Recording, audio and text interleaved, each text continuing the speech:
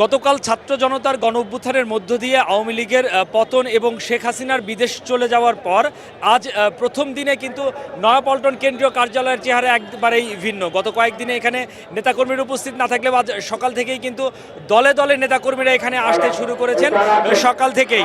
এই মুহূর্তে আমার পেছনে দেখতে পারবেন যে এই নয়াপল্টন পুরো এলাকা কিন্তু লোকারণ্য। বিভিন্ন বিএনপির যে অঙ্গ ও সহযোগী সংগঠনগুলো রয়েছে সেই সংগঠনের নেতাকর্মীরা তারা দলে দলে আসছেন। তারা তাদের সংগঠনের ব্যানারে তারা তাদের স্লোগান দিচ্ছেন এবং তারা বিভিন্ন দলীয় স্লোগান দিচ্ছেন।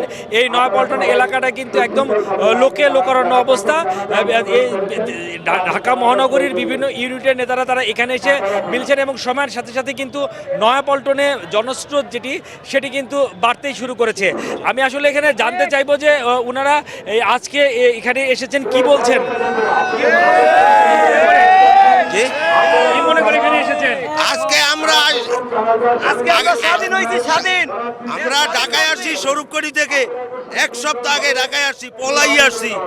এই শেখ হাসিনার গুন্ডা পান্ডার অত্যাচারে আমরা পলাই আসছি ঢাকায়, এবং কালকে এই দেশ স্বাধীন হয়েছে। এটা সম্পূর্ণ বিজয়, শুধু বাংলাদেশের বিজয় না, সারা পৃথিবীর বিজয়, তারেক রহমানের বিজয়। বঙ্গবন্ধুর মাটি পায় নাই, বঙ্গবন্ধুর লাশ লেগে গেছে বিমান দিয়া।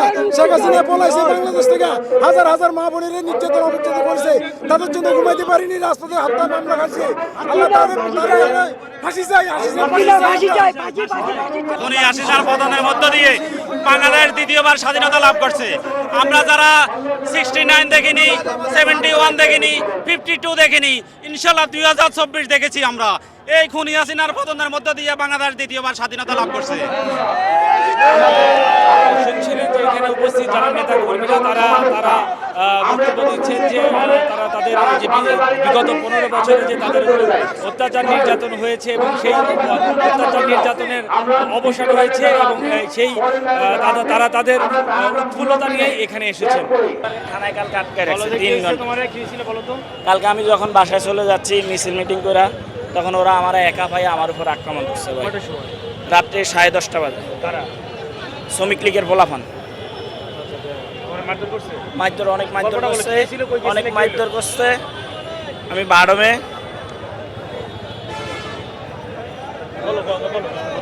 আমি যখন বাসার উদ্দেশ্যে রওনা দিছি তখন ওরা আমার উপরে অ্যাটাক করছে। ওরা অনেকগুলা পোলাফান ছিল, আমি একা। তখন তো আমি পড়ে গেছি ভাই, আমার তখন লোকজনে ধরে বারমে নিয়ে আসছে। অনেক মারছে ভাই, অনেক। সেলাই আমার পিছে কয়টা আমি সঠিক বলতে পারবো না ভাই, কিন্তু অনেকগুলা সেলাই পড়ছে। আমি তার পিছনের সাইড দেখা যাচ্ছে না। কি হয়েছিল? ওরা আমার উপর হঠাৎ আক্রমণ করছে কালকে। ওদের কাছে চাকু আছিল। এই যে এখন একটা জানা গেল, নিঃশ্বাস কই নিতে পারলাম। এত অত্যাচার করছে এই দেশের মানুষদেরকে, আমাদেরকে, সেগুলো আসলে বলার মতো এই মুহূর্তে আমার ভাষা আসে নাই।